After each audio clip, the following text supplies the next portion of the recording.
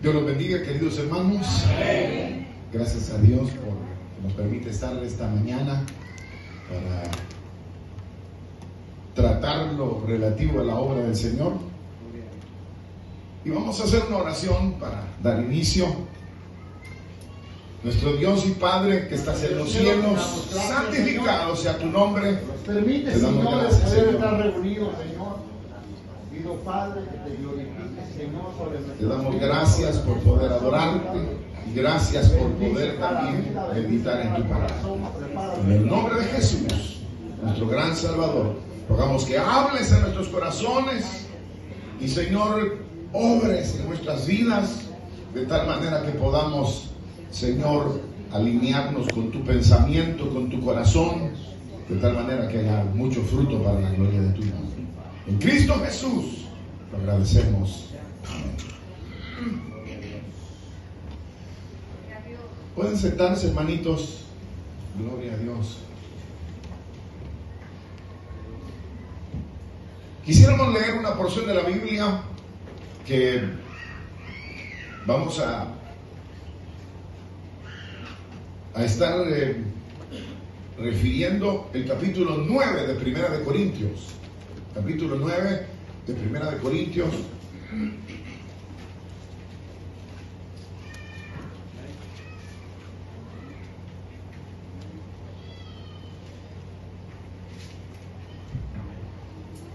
Dice la Escritura, el versículo que leemos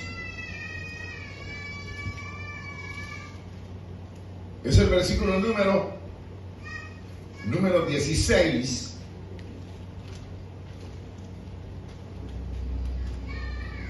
Y dice, pues si anuncio el Evangelio, no tengo por qué gloriarme, porque me es impuesta necesidad.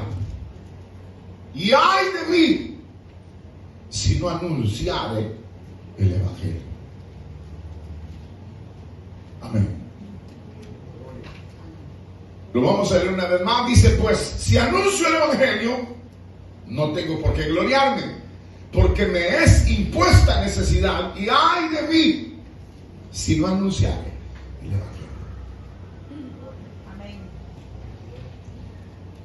A la luz de esta escritura y por supuesto de todo el texto sagrado, encontramos nosotros que dentro de lo que es la labor de la iglesia en la tierra, es una labor que, bueno, como aquí dice, anunciar el Evangelio, es de anunciar definitivamente la gracia, el favor divino hacia la vida de los hombres. Y Pablo dice, ay de mí si no lo anunciare. Entonces ha sido para la iglesia de todos los tiempos, ha sido el proclamar la verdad de Cristo, ha sido la esencia de toda la labor que se tiene que realizar. Ahora, lo que la Escritura enseña, no solamente lo que dice ay de mí si no anunciare, sino dice me es impuesta necesidad, y luego dice ay de mí si no anunciar el Evangelio. Entonces encontramos nosotros acá que se habla de una necesidad. Dice es una impuesta necesidad de anunciar el Evangelio. Entonces lo que encontramos nosotros acá es de que la vida de tanto de Pablo como la vida de cualquiera de los hombres de Dios del pasado fue una vida que se cargó o estaba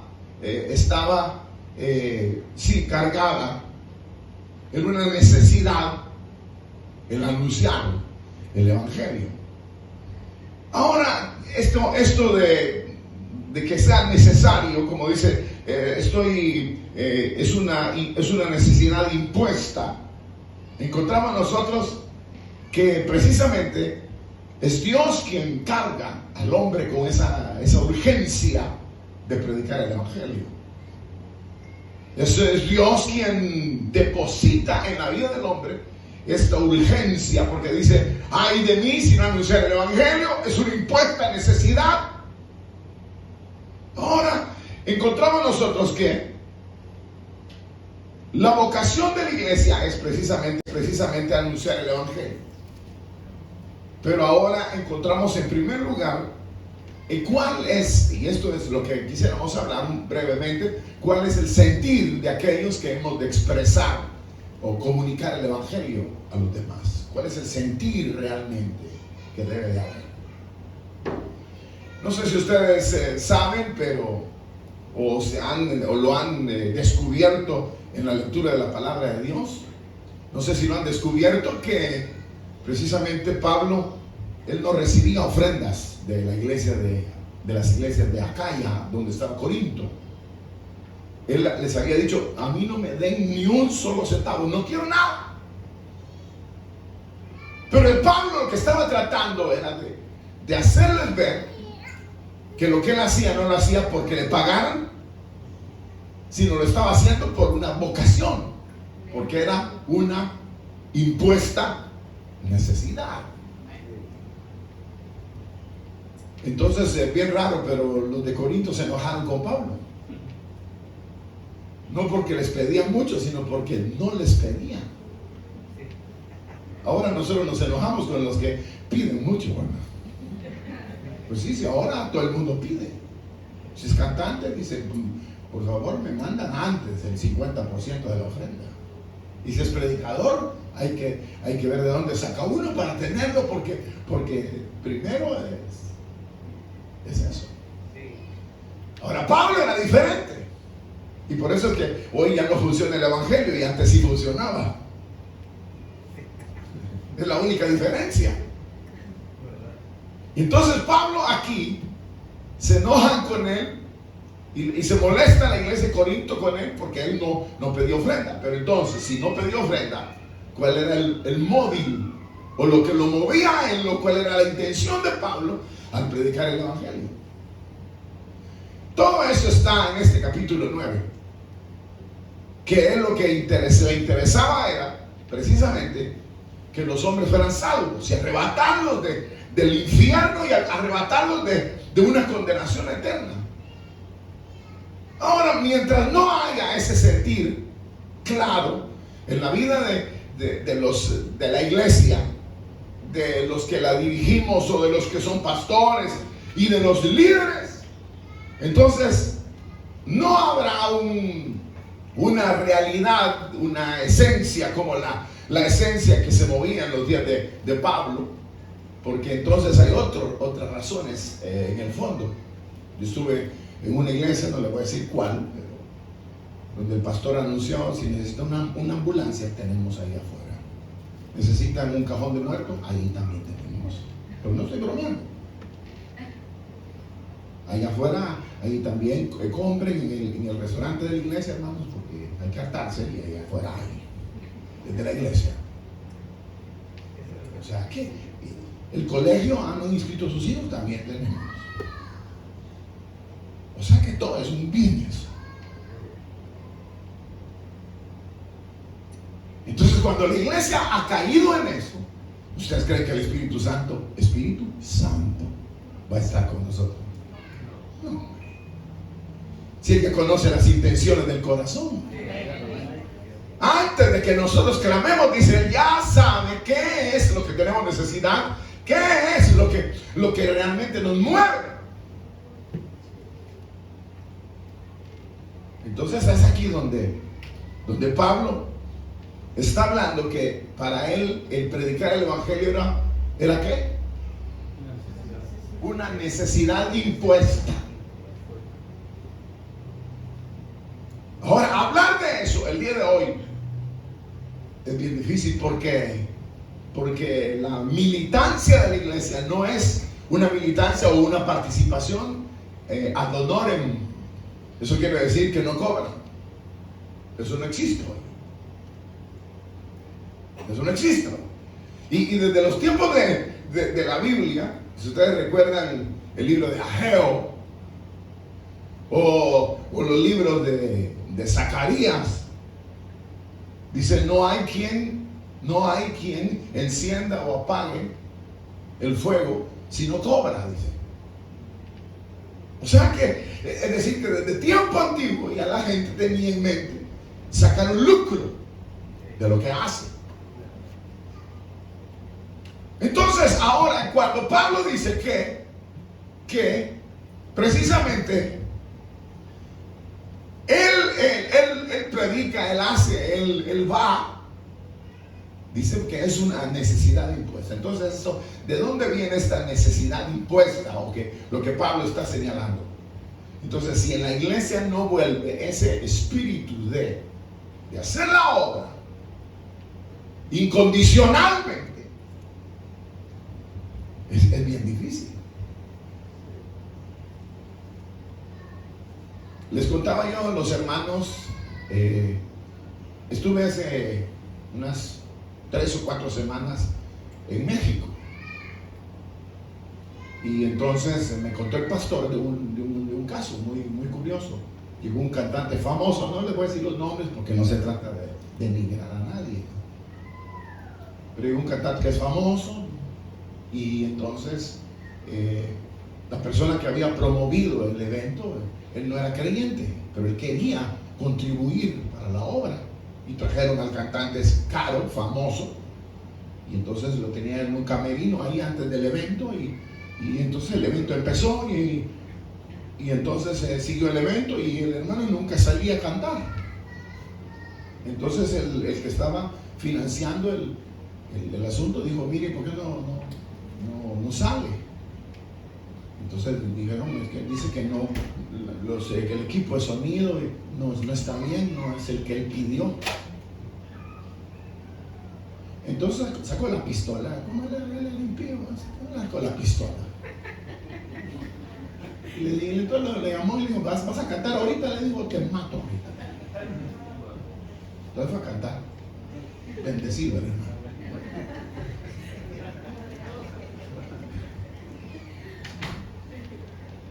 Es increíble. Sé el nombre del cantante, conozco al pastor, conozco todo lo que no es un invento.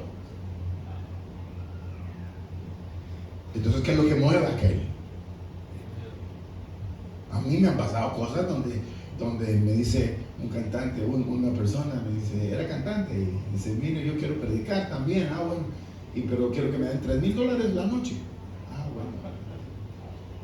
No, gracias, le dije, adiós, bueno, por teléfono, no, chao, hasta la vista, baby. ¿Qué voy a querer una cosa de ese tipo? No se necesita nada de eso. Entonces, ¿qué es lo que los mueve a ellos? No se parece en nada lo que Pablo estaba viviendo. Porque Pablo dice, es una impuesta necesidad el que yo predique. Entonces, para que una impuesta necesidad se genere, se produzca en nosotros, es porque estamos realmente considerando cuál es el problema de esa vida o de las vidas, para ser solidario con alguien, para moverse hacia alguien. Tiene que uno ya haber conocido la situación o de esa persona para que uno vaya y haga lo que tenga que hacer por sacarlo de esa situación. Entonces, cuando Pablo dice de que predicar el evangelio es una necesidad para él impuesta, y luego dice, ay de mí si no lo hago, es porque ha entendido el valor que tiene el ganar un alma para Cristo, el redimirlo del infierno eterno. Entonces pareciera que en la vida de la iglesia hay dos cosas que resucitar para que se forme esa necesidad de salvar a alguien: es el aprecio y la revelación divina, es decir, la majestad de Dios, que sería necesario para poder entregar el mensaje. Es decir, que lo que yo tengo, eso te doy. Es decir, haber llegado a la contemplación de quién es Dios, quién es el Señor, ¿Quién es el Espíritu Santo? ¿Quién es el Padre? ¿Quién es? Para poder yo expresarlo. Y la otra es, de ahí crear la necesidad.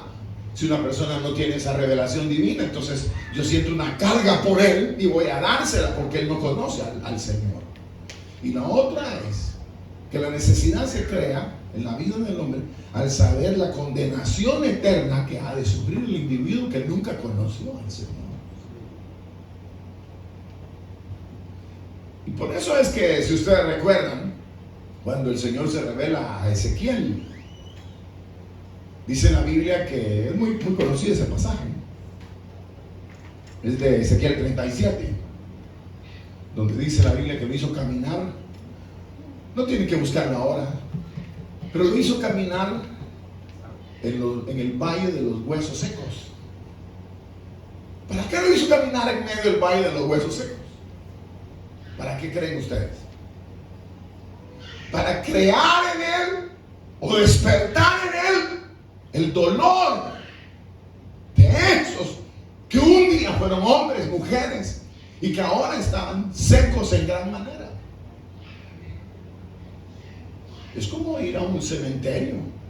No sé si ustedes han ido a pasear a un cementerio alguna vez. No digo a enterrar a alguien, que podría suceder que algo similar les suceda, pero ir a pasear. Vayan un día a caminar al cementerio y traten de leer sus 100 nombres de quién era este fulano, dónde estará, qué se hizo, se perdió, y caminar sobre las tumbas de ellos. Podría ser que uno despertara a la realidad de la existencia que un día estuvo brillante, fulgurante, y hoy está ahí, inerte, que quién sabe a dónde se fue, qué sería de él. Por eso es que no sé si recuerdan el Eclesiastés, que dice que es mejor ir a la casa de luto que a la casa de convite o de fiesta. Porque dice que en la casa del luto, cuando uno va a un velorio, uno repara y piensa, y entonces puede producirse en la vida de uno una transformación. Es lo que Dios hizo con Ezequiel. Lo llevó a ver un valle de huesos secos, y estaban secos en gran manera. Es decir, que si había algo que lamentar, era lamentable, pero ya era demasiado tiempo lamentándolo para que el corazón de Ezequiel despertara a una necesidad de redención. Que ahí fue donde el Señor le dijo: ¿vivirán estos huesos? Y Ezequiel le dijo: tú lo sabes, Señor, porque para mí ya no hay manera. Entonces fue ahí donde le dice: profetízales el Espíritu, finalmente, profetiza, y que se levanten. Y se hizo un gran ejército, se levantaron. Pero el asunto es que lo lleva a contemplar el dolor de hermanos de su mismo prójimo, hasta llegar a la necesidad de profetizar para que se levantaran. Entonces, hoy día ir a predicar no es tan apasionante como digo, ya es un negocio por un lado. Ya no es tan apasionante ni conmovedor para uno. Uno va, ¿podría ir a predicar o puede predicar? Sí, predico. 2, 3 cosas, o sea, un ratito una cosa, la gente ni sabe de qué hablaron, pero ahí le dio lo que Dios me dé, hermano. Aquí, pues. Aunque no sepa ni qué está diciendo. Así es como se predica hoy. Pero hay hermanos que uno no sabe qué dijeron, pero gritaron una hora y uno no sabe qué quisieron decir. Uno no sabe. Uno no sabe. Y al final, ¿qué? Y ahora pasan aquí, ¿para qué va a pasar? No sé qué es lo que está el hermano pretendiendo. Así es cuando no se tiene convicción de el trabajo evangelístico. ¿Por qué es que predicamos? En el caso de Pablo, ¿por qué predicaba? Vamos a ver, ¿por qué predicaba Pablo? Era una necesidad impuesta. Dios le había cargado con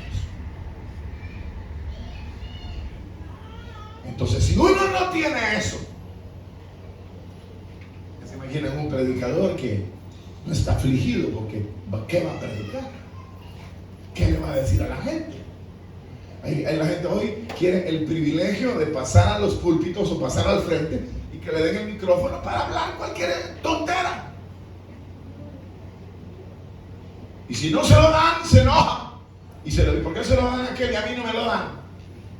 Yo eso lo he vivido un montón de tiempo. De hermanos que quieren que se pase a cualquiera al púlpito.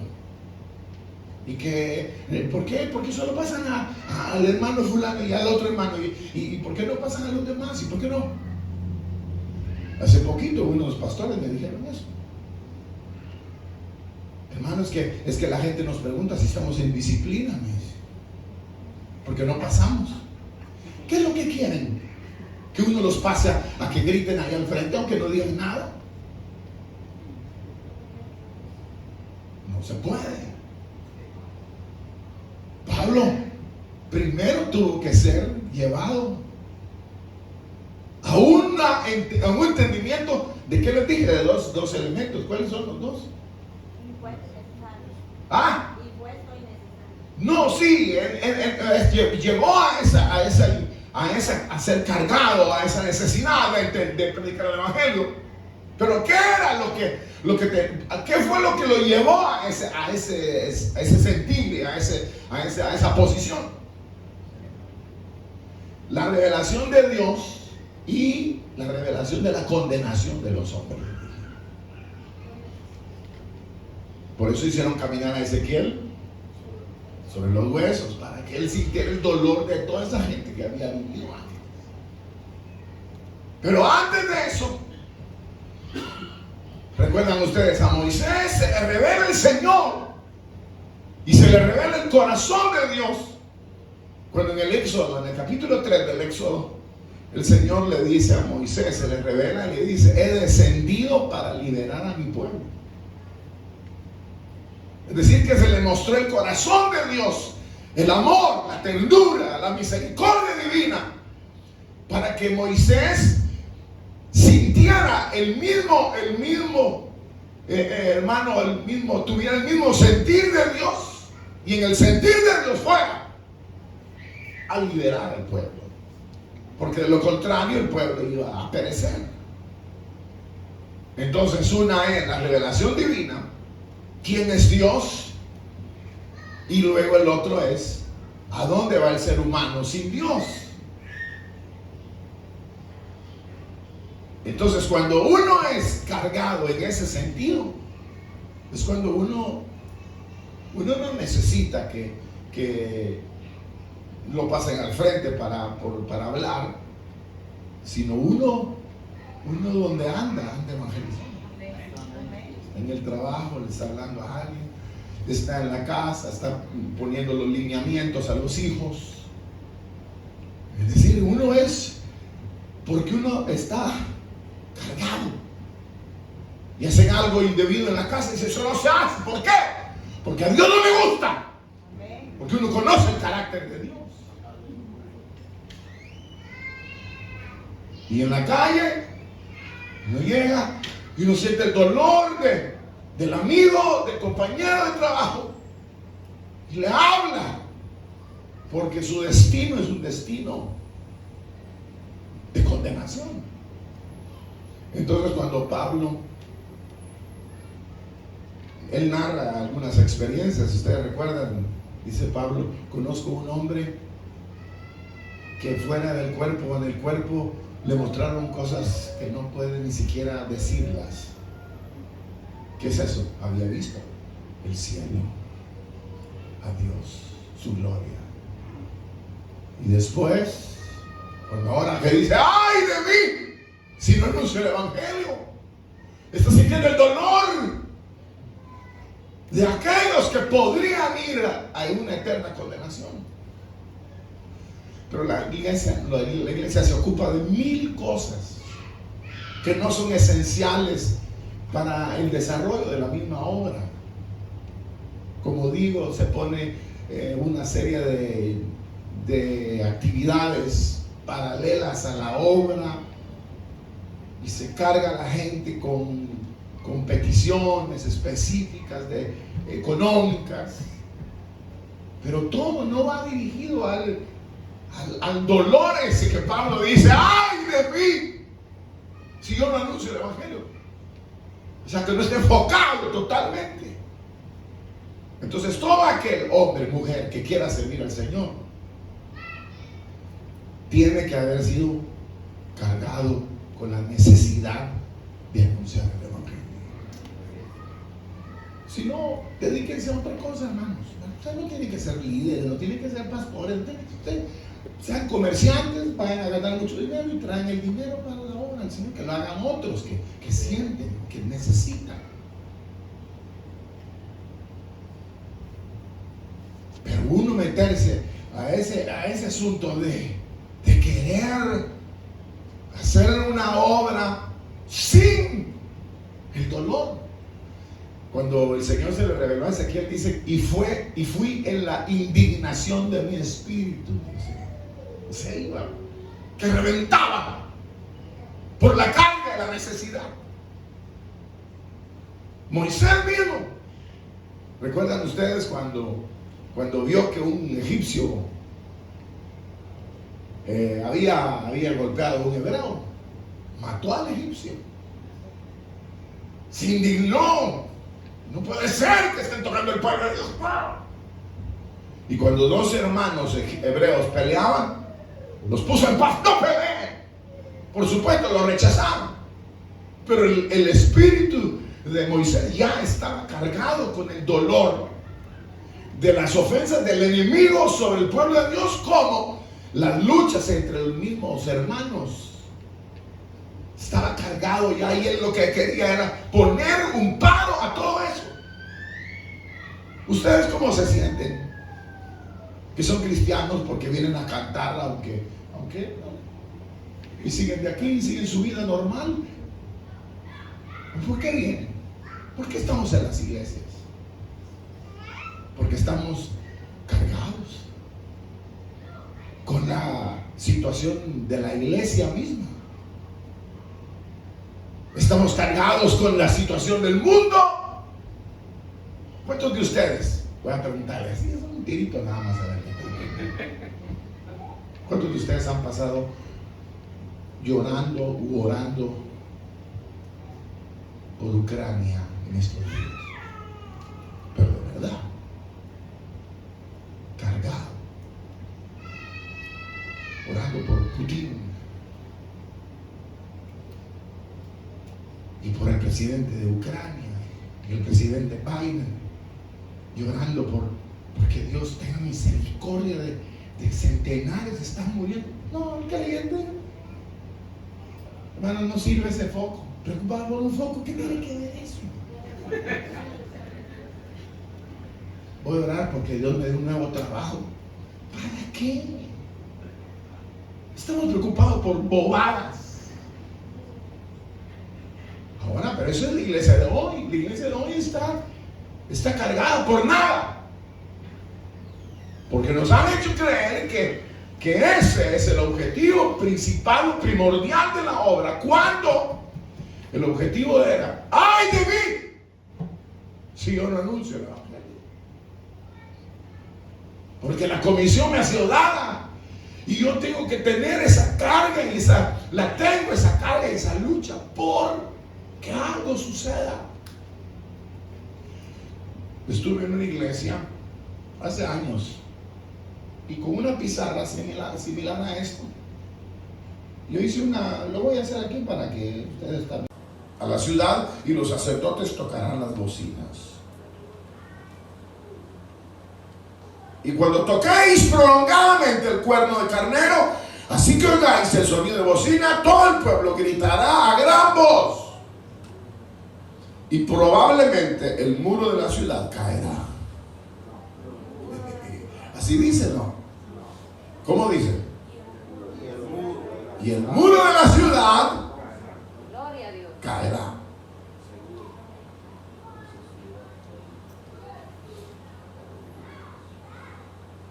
Entonces subirá el pueblo, cada uno derecho hacia adelante. Amén. Hasta ahí dejamos. encontramos nosotros aquí una estrategia, una manera de lograr el objetivo.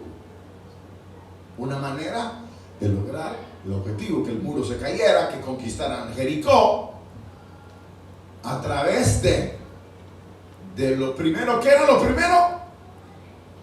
Después, no, ya de la imposibilidad que lo vamos a lograr, eso olvídenlo. ¿Cuál es el siguiente paso? Alinearnos con la visión de Dios.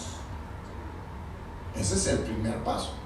Antes o después de que nosotros vemos que es imposible lograrlo. Cuando nos alineamos en la mente, vemos lo que Dios ve. Porque lo que Dios ve es el cual quiere que todos los hombres sean salvos y procedan al arrepentimiento. Dice, el cual quiere que todos los hombres sean salvos y procedan al arrepentimiento. Entonces, Dios ve y desea una transformación en la vida humana. Ahora, si yo vengo y voy a un pueblo y digo, no, pero aquí nadie quiere del Señor, estoy en contra de la visión divina, porque la visión divina es el cual quiere que todos los hombres procedan al arrepentimiento y sean salvos. Entonces aquí la estrategia de Dios es revelar a Josué, revela su voluntad. Yo he entregado en tu mano al rey, a la ciudad, todo. Yo te lo digo. Esto es todo tuyo. Y ahora el plan o la estrategia a usar. Ya una vez conocemos la voluntad de Dios, ya nos dijo que sí, generalmente ya nos habló, entonces ahora viene el plan. ¿Cuál era el plan? ¿Cuál era la estrategia a usar? ¿Cuál era? Rodear la ciudad, ir en orden. ¿Cómo es que dice que los sacerdotes irán delante del arca? 7 sacerdotes y habrán 7 bocinas de cuerno de carnero, verso 4, delante del arca. O sea que la presencia divina iba adelante, y adelante de la presencia divina iban anunciando los cuernos o las trompetas sonando adelante del arca, y atrás venía el pueblo a poseer lo que Dios les daba. Entonces, primer elemento, la voluntad de Dios revelada, la visión divina. Segundo, el plan a ejecutar. El orden y luego el plan, visión, orden y el plan. ¿Cuál es el plan? Rodear la ciudad una vez cada día, darle una vuelta, y el 7º día sería la diferencia. Daréis 7 vueltas a la ciudad, y los sacerdotes tocarán bocinas, y cuando toquen prolongadamente el cuerno de carnero, así que oigáis el sonido, gritará el pueblo a gran voz, y el muro de la ciudad caerá. Entonces subirá el pueblo cada uno derecho hacia adelante. Entonces todo el plan estaba trazado, delineado. En esto es donde ha habido una serie de como dijera, de errores. Se han cometido muchos errores en la obra del Señor. Primero, hay muy poco, ¿cómo se llama? El orden de las cosas no se hace como debe de ser. Entonces, no, es igual con el libro de los Hechos, cuando se quedan solo los apóstoles, que Pedro se puso de pie y dijo: hermanos, lo primero que tenemos que hacer es poner un sustituto de Judas. Empieza a ordenar todo, a tapar los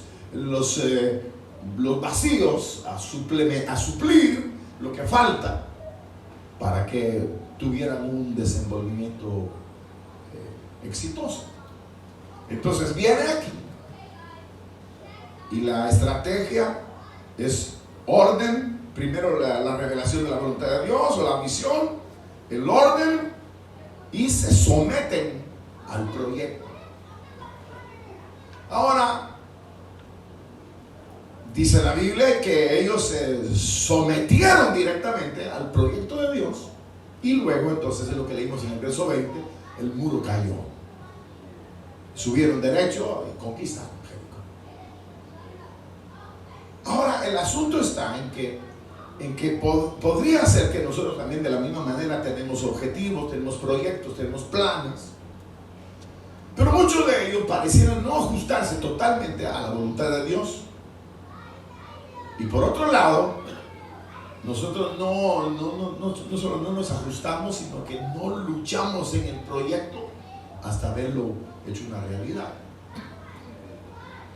Nosotros tenemos una orden del Señor en el Evangelio donde dice: id y predicad el Evangelio a toda criatura. La misma intención de Pablo en el capítulo 9 que leímos anteriormente a los versículos que leímos, dice: me he hecho a todos de todo, para que de todas maneras gane alguno. Me he hecho a los que están con ley como si yo estuviera bajo la ley, pero yo no estoy bajo la ley. Me he hecho a los que están sin ley para ganar a los que están sin ley. Me he hecho a todos para que de todas maneras gane alguno.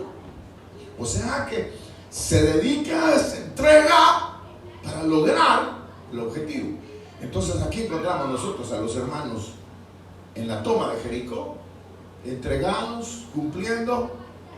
Y entonces aquí donde hay una diferencia, como dije, porque como que nosotros perdemos de vista el objetivo de conquista, de evangelización de la iglesia. Y la iglesia transcurre desde que inició hasta el final y no tiene logros sustanciosos, reales, sino que el tiempo pasa y es un poco vergonzoso que el tiempo pase y nosotros estamos donde mismo. Pero eso lo sufre o lo ha sufrido la iglesia en sentido local y en sentido mundial. Lo hemos sufrido. Surgen tantas divisiones. Bueno, si uno se da cuenta, tanto credos, iglesias, organizaciones. Aquí hay una, ahí en la esquina hay otra, allá de frente hay otra, ahí hay otra. Y son solo todos trabajando según ellos para la gloria de Dios. Pero es aquí donde pareciera que nosotros debemos de retomar de una manera consciente, ordenada, disciplinada, los objetivos que nos estamos marcando. Entonces, en esa lucha incesante, digamos, por lograr los objetivos, hemos nosotros llegado al punto donde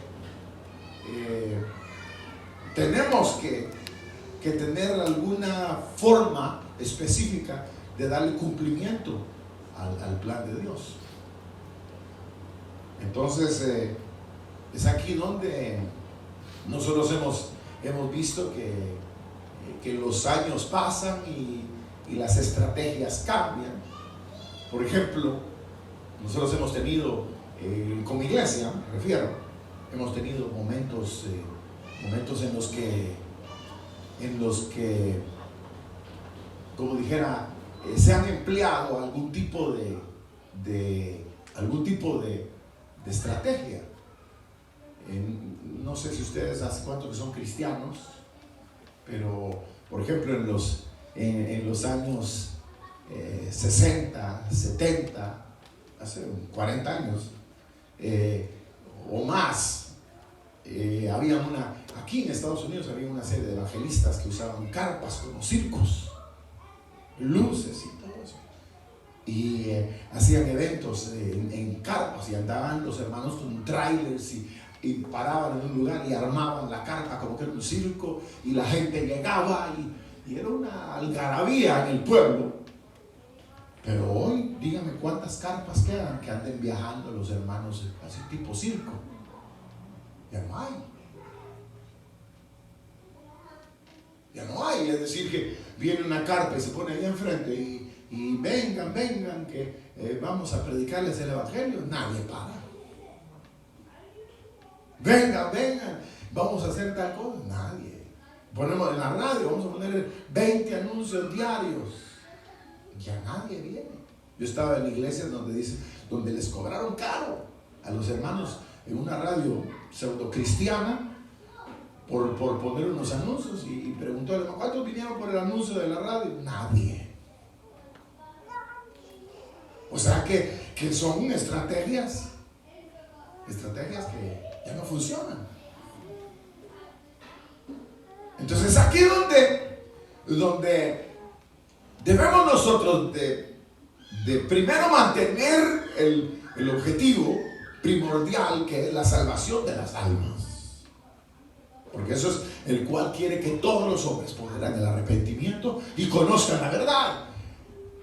Los esfuerzos de todos los hombres del pasado fueron para ese fin en la iglesia. Entonces es la manera en la cual nosotros realizamos la obra, que es importantísima. Entonces encontramos nosotros precisamente que la iglesia ha usado esa cantidad de formas.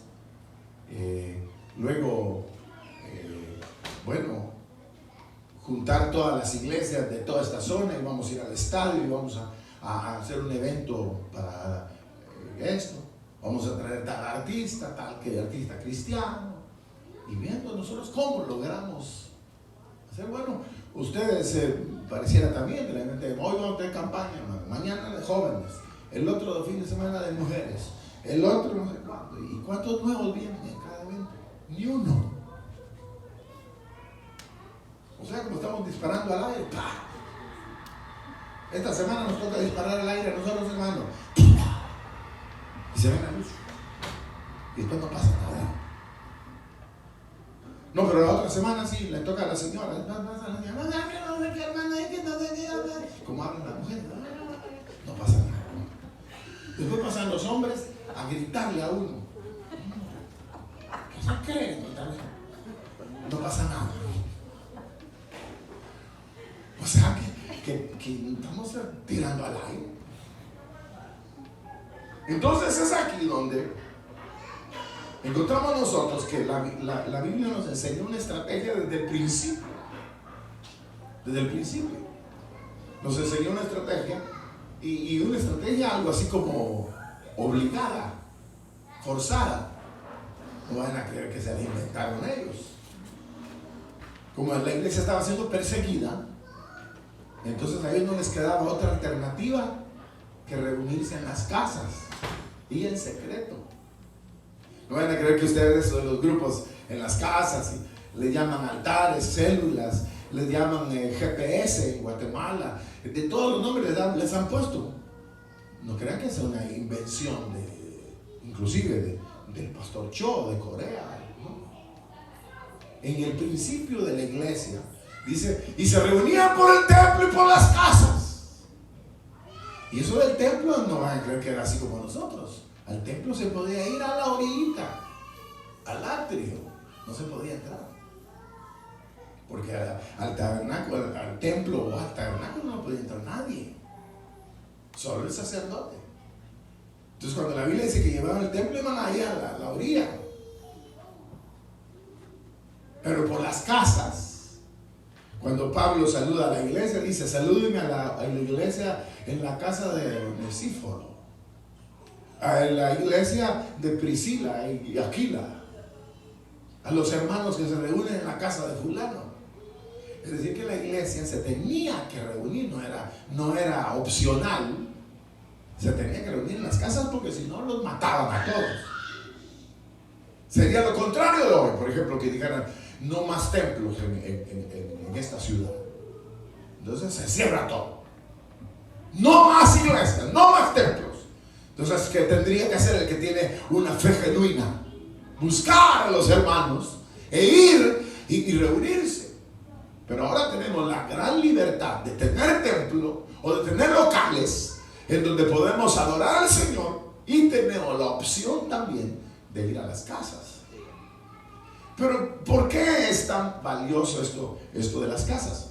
Entonces hay aquí donde les voy a tratar de hacer algo para que ustedes tengan una idea de cómo es la situación. Entonces, lo primero aquí es que cuando uno piensa en esto es la iglesia, puede ser así, y para que todos sepan, es la iglesia. Aquí está. Entonces, cuando alguien ve una iglesia, inmediatamente se da cuenta que es casi igual que Jericó, que no se puede entrar. Y no entra la gente porque no. ¿Cuántos carros creen ustedes que pasan aquí enfrente? Diario. Miles. ¿Y cuánta gente va en los carros? ¿Cuántos creen ustedes? Miles. ¿Y cuántos vienen aquí y entran? Cero. Quiere decir que Jericó, igual que nuestras iglesias, están cerradas, bien cerradas, y nadie tiene interés de entrar. Entonces, cuando uno lee y el Señor añadía a la iglesia a los que habían de ser salvos, uno piensa, el Señor va a traer a los suyos a mi iglesia cuando Él quiera. No, porque hay una gran muralla aquí, todo está cerrado. ¿Quién va a venir a la iglesia aquí? Así yo, ¿me dejan entrar? ¿Ah? Pase adelante. Ah, sí, qué bueno. Sí, traje a mi familia para oír la palabra.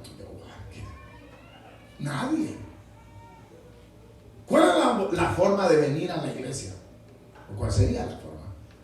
Pues la forma es lo que el pastor Cho dijo en su libro, ese libro que ustedes van a leer, que espero que lo lean, ¿verdad? Que dice que el Señor le dijo, deja ir a mi pueblo para que me sirva. Que cierre la iglesia. Si me ha costado no sé cuántos años construir la iglesia, sí, pero dejarlos ir, si no, no van a crecer. Es decir, que la iglesia tiene que salir. La iglesia, la gente tiene que salir a atraer los que han de ser salvos. Ir, es lo que la frase esa, ¿verdad? O la palabra esa es ir y hacer discípulos a las naciones. Ir no es internamente. Es quédense. Vengan al culto todos los días. El que no venga es carnal. No, es ir. No es necesariamente todo. Y para afuera, ¿qué hacemos? Nada. ¿Cuántas gentes ha traído usted a la iglesia en su vida? No le voy a decir en su miserable vida, no se lo voy a decir. Pero ¿cuántas gentes ha traído en su existencia como creyente? ¿Cuántas? No me la contestaron, pues. ¿Cuántas ha traído? Pues ni una. Para la gloria de Dios, ni una. Quiere decir que entonces el triunfo y la conquista no es una realidad nuestra, sino que solamente estamos como vegetando, haciéndonos viejos aquí. Yo fui a una iglesia en Australia y entonces me invitaron a la iglesia de la raza que llegó a Australia, que son los mismos que vinieron aquí, los ingleses. Entonces poblaron a Australia y luego se llenó de más gente. Y entonces me invitaron a esa iglesia. No era la iglesia donde yo estaba predicando, sino era la iglesia en inglés. Y la otra en español. Entonces yo llegué y cuando empecé a ver que empecé a ver a la gente, de verdad, no miento. El más joven probablemente tenía unos 60 años de los que llegaron. Otros iban en silla de ruedas con un tambo de oxígeno. Así lo llevaban a colocarlos a la silla. Era el valle de los huesos secos. Y de eso prediqué. Esa. Yo no sé ni cómo me atreví a predicar eso. ¡Vivirán estos huesos! Eso era lo que yo gritaba. Y los viejitos temblando, con oxígeno. Y el más joven, unos 60 años. ¿Cómo me atreví a predicar eso? Yo no sé, todavía me regaño y digo, qué malo fuiste, hermano. Predicarles de Ezequiel 37, vivirán estos huesos. Es que eso es lo que me inspiraba a la iglesia. que todos eran cadáveres. Y cuando uno viene a esta iglesia y los mira todos, dice uno, estarán vivos o muertos. Es como la iglesia de Sardis. ¿Se acuerdan de la iglesia de Sardis? Dice, tiene el nombre de que vives, pero está muerta. Porque nosotros sí somos bravos, mi iglesia sí, ¿no? Yo fui hace unos días en otro lugar, no aquí, fui a predicar a otra iglesia y entonces estaba llena, tenía unas 340 sillas la iglesia, entonces estaba llena, totalmente llena, y prediqué ahí y llegó un pastor que es mi amigo. Entonces cuando salimos y había predicado con la iglesia totalmente llena, me dijo así, oigan lo que me dijo, le vino a predicar a los muertos, me dijo, y él no tiene ni 20 miembros, y estaba hablando que la iglesia muerta era la del otro hermano que estaba llena, y la de él que tiene 20 y no tiene ni local, eran los vivos. Nosotros así somos, ¿verdad? Los de ahí son carnalotes y medios, los de ellos son mundanos, los de aquellos están de cabeza, solo nosotros, sí. Dios está con nosotros. Y el predicador les da cuerda, digan amén, gloria a Dios, aplaudan, otro aplauso, puras mentiras, están muertos igual que aquellos, o peor. Es lo peor, porque ese hermano me dice, ese pastor que es mi amigo y llegó, vino a predicar a los muertos, y yo dije, qué raro lo que me dice, él está más muerto que estos, porque estos por lo menos tienen lleno el local, bien agradable la adoración y el culto, y él diciendo que están muertos y él no tiene ni templo, lo acaba de perder y tiene como ni 15 gentes dicen que llegan, y todavía se atreve a decir que los otros están muertos. ¿Ustedes alguna vez se han expresado mal de otro hermano? No tienen que decir así, ni tienen que decir así, nada, no tienen que decir nada. Pero se han expresado mal de otra iglesia. Siempre dicen, no, la iglesia que crece son las mundanas. Nosotros no crecemos porque somos radicales. ¿Cómo no? Lo que pasa es que igual nos ha pasado. Hemos dejado la visión de Dios. Y ya no, entonces nosotros no tenemos el efecto ni impacto. Nadie quiere ser como nosotros. Solo nos miran a nosotros y yo guardé. Se persigna a la gente y yo voy a estar como este. Damos miedo. Solo verlos a ustedes también. No es cierto. Solo es decir que uno puede llegar a pensar que a qué baila y qué es el objetivo. Y peor, que pasen ahí enfrente y que se quieran entrar. Eso nunca va a suceder. Que alguien pare el carro y se baje y diga, yo quiero entrar ahí. Es bien improbable. Pero todavía hay un poco de orgullo en nosotros. Entonces, lo que el Señor dice, ir. Entonces, ¿ir a dónde?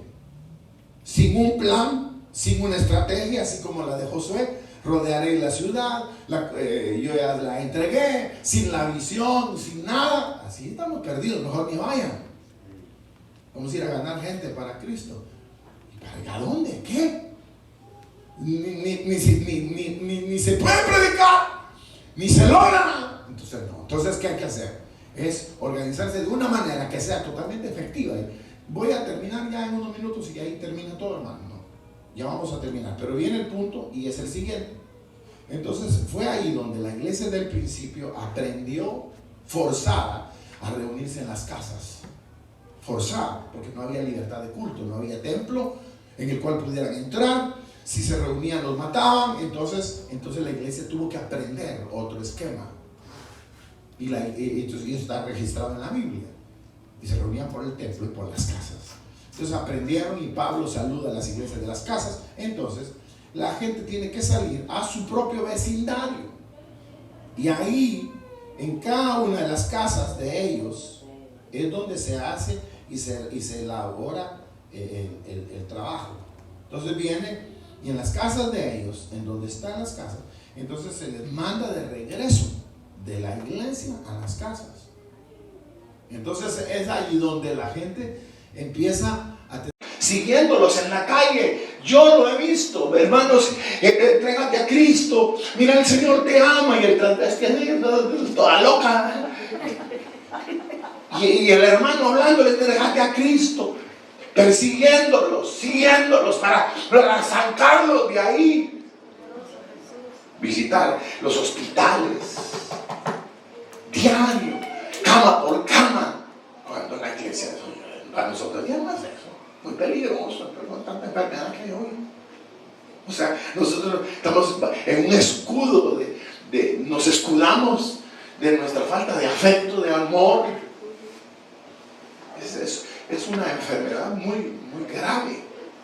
Pero si nosotros queremos resultados, tenemos que someternos primero a la visión divina, superar todo obstáculo y hacerlo bajo el estímulo único del amor. Si no, no vale. Si diera mi cuerpo para ser quemado y no tengo amor, si reparto todos mis bienes para la gloria del Señor y no tengo amor, de nada sirve. Entonces todo esfuerzo humano queda eclipsado cuando no hay el elemento básico, determinante, que es el amor. Entonces, es ahí donde, en este libro que ustedes van a empezar a leer, en donde encontramos testimonios extraordinarios. Cuando el Señor me permitió ir ahí a esa iglesia en Corea, y cuando yo fui yo fui la primera vez en el 1985. ¿Cuánto? 85 para acá, ¿cuántos años son? 45. ¿Ah? Bueno, pónganse de acuerdo, ¿cuántos son? Más de 25 años, pues, todavía ahí lo vamos a dejar. La iglesia tenía 400,000 miembros. No van a decir nada, pues, hermano. Como que si ustedes tuvieran el montonazo, hubieran dicho, ¡gloria a Dios! Tenía 400,000 miembros. Como decían, ¿qué me importa? Aleluya, aleluya.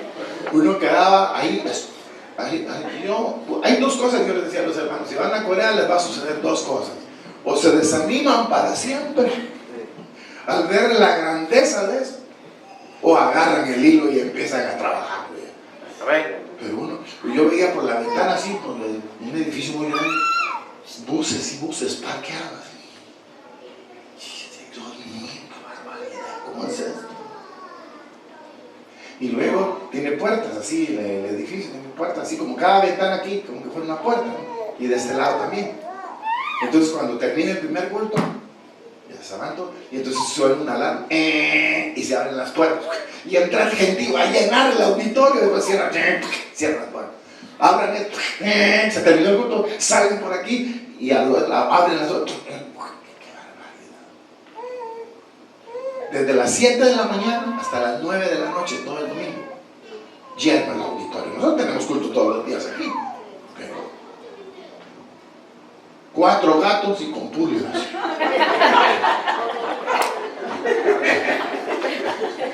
O sea, no salimos de nada. O sea, sí, lo que nos llena la boca, ¿qué es? Tenemos culto 24/7, ¿no? ¿24/7 de qué? Yo estaba allá en Brasil en una iglesia, también lo mismo, que tenían culto todo el día. Y dije, bueno, a ver si es cierto. Cuando llegué no había nadie, ¿no? Unos cuantos en la primera fila, eso era todo. O sea que no hay una actividad ya, eso fue en el pasado. Una actividad que atraiga por amor a la gente. Es más, en esa iglesia que les estoy diciendo ahorita que yo fui, yo estaba el domingo, dije, voy a regresar el domingo a ver si es cierto aquí. Y cuando llegué, estaba yo filmando con una camarita que me habían prestado, yo no tenía cámara. Entonces, cuando llega un seguridad con la pistola de una vez aquí, ¿usted qué está haciendo aquí? Yo adentro de la iglesia, me llevó atrás de la iglesia, arrestado. Yo llevaba nada más mi maletita con la Biblia mientras sacaba la cámara. Cuando usaba la cámara tenía mi Biblia en la maleta. Y cuando guardaba la cámara, sacaba mi Biblia. Me llevó atrás, entonces me metían por allá y me llevaron. ¿Y usted qué está haciendo aquí? Ábrala maleta, ábrala, hijo. Qué desgracia, man. ¿Quién va a llegar ahí? ¿Qué iglesia de qué? Y después fui, y entonces el pastor ya predicaba atrás de un vidrio así, blindado. Dios los bendiga, queridos hermanos, los amo a todos, pero tengo miedo que me vayan a matar. ¡Qué desgracia! Entonces una farsa. Yo pregunto, ¿y ese vidrio para qué es? Es que han amenazado al pastor, y entonces, pobrecito, ¿verdad? La niña esa, ¿entonces qué? ¿No será el pastor? Pues sí, ¿qué les pasa? Llegamos a niveles donde da miedo esto, ya la organización ya no es directamente efectiva, entonces, pero el sistema de ir a la casa, de ir y mostrar el amor hacia familia, vecinos, hermanos, amigos y todo el mundo, eso es lo que realmente va a arrancar a la gente. Para terminar, les digo que antes, hace algunos años, la iglesia esta de ahí del libro que ustedes van a leer había alcanzado el 1.000.000 de personas, de miembros. Imagínense, qué barbaridad. Pero por supuesto, usar un sistema de ir y predicar, llenar el amor. Yo estuve hace algunos días en una iglesia grande aquí en California. Estuve en una iglesia grande en California y predicó el pastor ese día sobre San Juan 15. No sé si ustedes tienen en la mente San Juan 15. Dice la Biblia ahí que es cuando habla de que no da fruto. Habla de la Biblia. Pero toda la narrativa ahí expresa lo que es vivir en amor.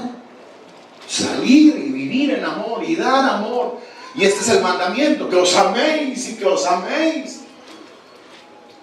Cuando llegó al final del mensaje, nunca, así como lo oyen, nunca, el que estaba predicando mencionó el hecho de amar a nuestro prójimo. Y todo el resumen del capítulo 15 es el amor. Yo, aparte que era una iglesia que no es como la nuestra, en serio, yo me levanté. ¿Qué tal les pareció? No, ¿qué puedo decir? Si lo que dice San Juan 15 es, este es el mandamiento, que os améis, y el que lleva mucho fruto es mi discípulo verdaderamente. En esto se va a conocer que se aman, que son mis discípulos. En que el salir y dar el amor. Eso es todo el resumen del capítulo 15 de San Juan. Y resulta que la exposición que se hizo jamás mencionó ese aspecto. Entonces lo mismo, la iglesia ha caído en un estado donde el amor ya no cuenta, donde el afecto ya no cuenta, cuando en realidad es lo único que puede hacer un impacto. Quizás tenga que contar este testimonio porque es muy valioso en cuanto a esta verdad. La primera vez que yo fui a Corea, estuve ahí, llegué viernes, por supuesto, y me estuve hasta martes. Viernes estuve en la vigilia general de ellos, estaba totalmente lleno. Estuve sábado filmando la iglesia, domingo estuve en todos los cultos, en los 7 cultos estuve, todo lleno, un movimiento extraordinario. Las oficinas llenas de gente queriendo que se ore por ellos, una cosa muy impresionante. El lunes fui a la montaña de oración que ellos tienen Hay domingos en los que la montaña de oración que tienen ellos, hay 10,000 personas orando, mientras la iglesia está llena cada culto. Es increíble. Una maravilla. Pero yo regresé a El Salvador, y cuando regresé a El Salvador, me preguntaron: ¿cómo estuvo, hermano? Muy impresionante. Pero no hice nada. No hicimos nada. Hasta que un día, pasado un año, yo fui en julio, en el mes de agosto y julio y agosto, esa fecha más o menos, fui en agosto del 85. Y llegamos a julio, al mes de julio del 86, y nosotros no habíamos empezado el trabajo en las casas. Entonces, iba yo para la iglesia cuando el Señor me interceptó y me hizo saber de alguna manera. Y me llevó y me hizo ver que la clave de las reuniones y la clave de la iglesia tendría que estar basada en el amor. Que esa era la estrategia única para el triunfo. Amén, gloria a Dios. Entonces dije: hoy empezamos los grupos. Entonces lo que hice fue darles ese libro que ustedes tienen ahí, se lo di a todos los hermanos que íbamos a tener de líder. Dije: léanlo, primero léanlo. Dentro de una semana lo vamos a discutir, ¿qué les pareció? Se fueron, regresaron y empezamos a ver los pro, contra, qué era lo que ellos opinaban, de qué les parecía el sistema, hasta que aterrizamos en la realidad de una nueva forma de predicar el evangelio que estaba precisamente basada en el amor. En esas alturas la iglesia tenía unos 2,000 miembros, o 2,500 miembros, por ahí andábamos cuando empezamos. En el 85, en el 88, perdón, en el 88 volví a ir a Corea, y yo fui otra vez, y teníamos nosotros de julio del 86 a julio del 87, un año, y llevamos 2 años prácticamente en el sistema. La iglesia había alcanzado esos 18,000 miembros teníamos en ese momento. Gloria a Dios. En 2 años. Era algo impresionantísimo. Igual entraron miles, se iban miles. Una cosa impresionante. Ahora, ¿qué había pasado? Sencillamente que en lugar de esperar que la gente viniera a la iglesia, nos fuimos a las casas a traerlas, a influenciar al vecino, a invitar a la familia, a invitar al amigo. Algo extraordinario. Entonces, hermanos, si ustedes están pensando, pues principalmente mi hermano pastor, y ustedes están pensando en ganar esta nación para Cristo, el método que no varía, como las carpas, la radio, usar la televisión, todo eso es muy bueno, pero ustedes ya ven programas evangélicos en la televisión, los ven o algunos los han visto, son aburridos. Y son así. Lo único que más es ese gran show que monta una gran plataforma y está cantando un fulano y que parece que aman al Señor y todos saltando y gritando. Eso es lo único quizás que se ve más o menos bonito en la televisión que podría traer a un impío. Pero en esencia no hay nada. Entonces, sin carpas, sin radio, sin televisión, sin nada, pero con amor, ganamos la nación para Cristo. Esa es la esencia del evangelio. Dios es amor. Primera de Juan capítulo 4 versículo 8. Primera de Juan. Dios es amor. Cristo lo dio todo por amor. Nosotros es lo que es nuestra esencia y es lo que vamos a lograr. Entonces, el que se organicen mejor, porque ya sé que están trabajando de esa manera, pero se organicen mejor, establezcan el método de dar la mejor manera de dar el amor, vamos a tener logros que nunca hemos tenido y en el tiempo que menos nos imaginamos, sin necesidad que pasen años en una labor infructuosa. ¿Quién va a hacer labores que no le produzcan nada? Ustedes van a ir a trabajar mañana o el lunes y pues no les van a pagar nada. ¿Cómo van a ir a gastar su vida y su tiempo y su fuerza? No, tiene que haber un fruto. Entonces, si va a haber un fruto, tiene que haber una estrategia que verdaderamente produzca lo que nosotros estamos buscando. Porque tenemos que analizar qué fruto nos está dejando ciertas actividades de la iglesia y ciertas actividades no. Entonces, si esto produce, ¿por qué lo vamos a dejar? Y si esto no produce, ¿para qué lo vamos a tener?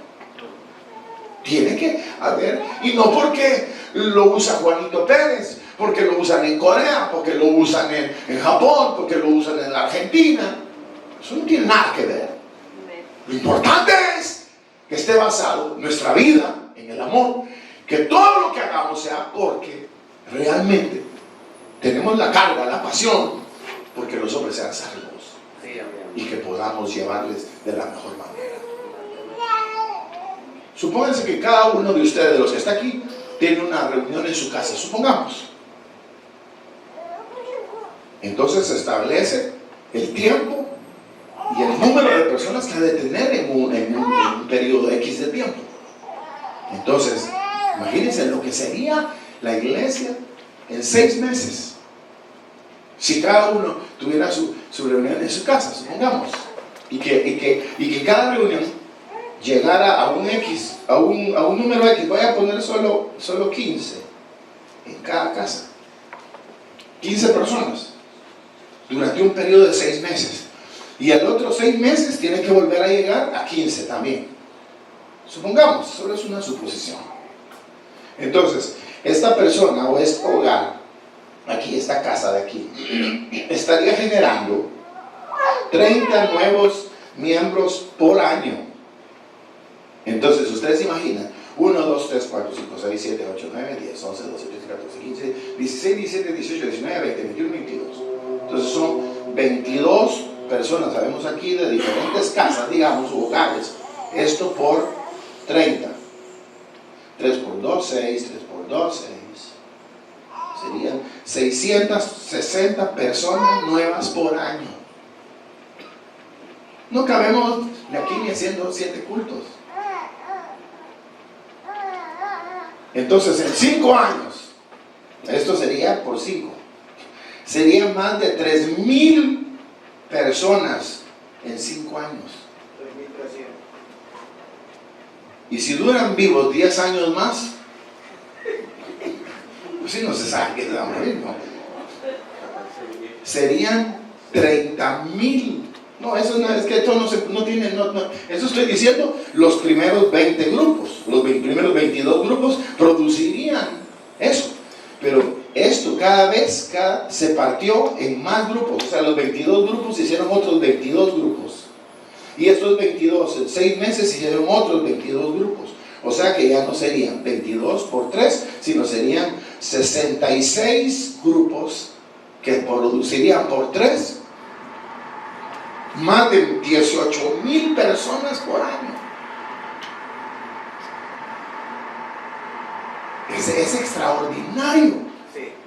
Ahora, ¿qué método es el que ustedes van a emplear o qué método es el que vamos a seguir? ¿Cuál es la forma en la que... Imagínense ustedes, con esto termino, que Josué, en lugar de ir a rodear la ciudad, hubiera hecho otra cosa. Muertos hubieran quedado todos los de Israel ahí. O sea, se hubieran quedado en el mismo estado que me encontré a la iglesia de Australia, o me encontré a la iglesia de Carolina del Norte que andan vendiendo, o la de Dallas que está donando a cualquiera que le llegue a pedir el templo, se lo da. Porque ya no tienen nada que hacer en la tierra. Son cadáveres que caminan. La iglesia de las momias le van a poner. O sea, ya no tienen nada que hacer. Ya terminaron su carrera. Pero podemos lograr grandes cosas con la estrategia del amor. Y este es el último ejemplo que les voy a contar, porque eso me pasó a mí. Que lo último, hoy sí lo último, ya se acabó todo esto, pero lo último. Un hermano me dijo, hermano, vaya a mi rancho, ahí en el mar. Entonces me dio una tarjetita y la firmó, y yo llegué. Y entonces llegué ahí al rancho y toqué la puerta, un rancho lindísimo, puro hotel, parecía el rancho del hermano. La piscina atrás, un gramal que daba hasta la playa, lindo. Habitaciones con aire, todo allá en El Salvador. Entonces toqué y salió el guardián. ¿Qué quiere? Mire el tarjeta. Ah, sí, me dijo, pase adelante. Y estaba firmada por el dueño, entonces me abrió todo. Entonces el otro sábado, ¿saben para dónde agarré? Al rancho. Y cuando podíamos cada sábado, al rancho. Total que yo me aparecía el dueño, solo dije papá, y salía el guardián, pase abajo, ¿qué tal? ¿Cómo están? Yo era el dueño del rancho. Pues digo, no era el dueño, pero parecía, ¿no?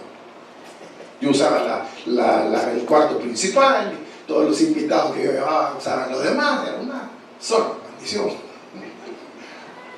Pero sucedió algo, y aquí le quiero referir eso. Cada vez que íbamos al rancho, hablábamos, ¿verdad? Llevémosle a Víctor, llevémosle a Víctor unos frijoles, maíz, arroz, llevémosle una su bolsada. Llegamos, ¿qué tal, Víctor? Mira, le trajimos esto. Ah, muchas gracias. Mira, el otro, mire, que le trajimos esto, esta ropita, ¿qué tal? Total, un día le llevé una bicicleta que ya estaba en la casa y le llevamos a Víctor. Vamos, Víctor, mire, le traje una bicicleta. No, de verdad, sí, es suya, sí, agárrala.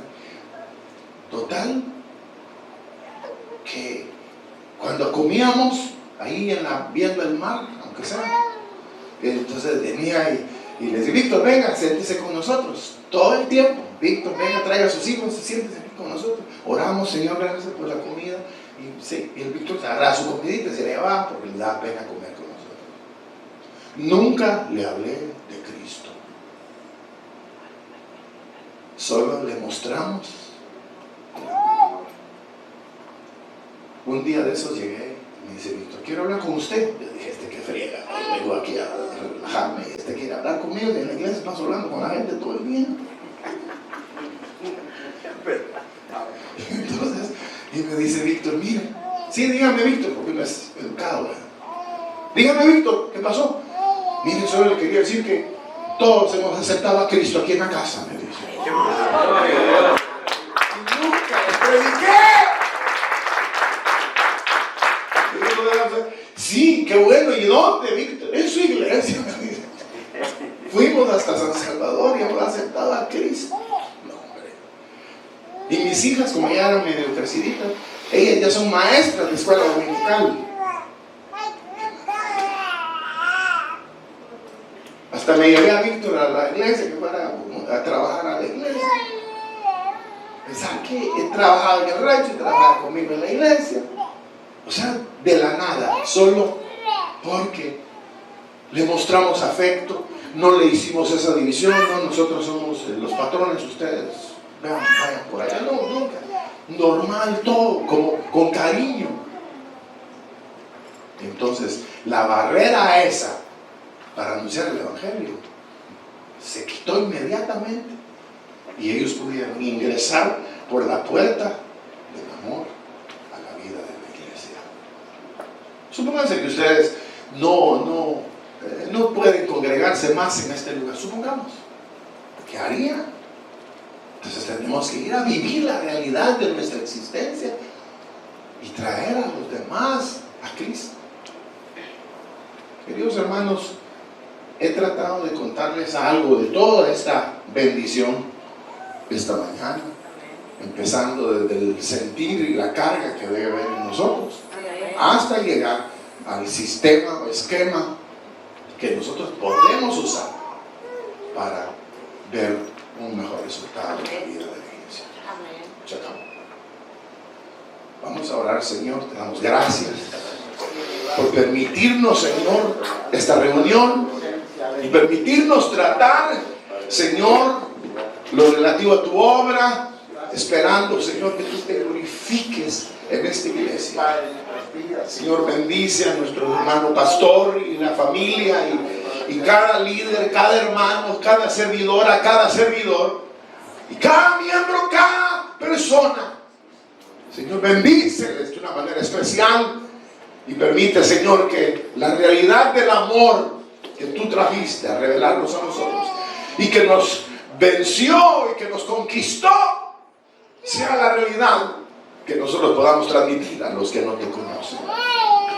En el nombre de Cristo, que tu bendición, Señor, sea sobre esta casa y sobre cada casa de mis hermanos, donde quiera que vivan, y que se refleje tu luz para gloria de tu nombre. En Cristo Jesús te lo agradecemos. Digan todos, amén. Gloria a Dios.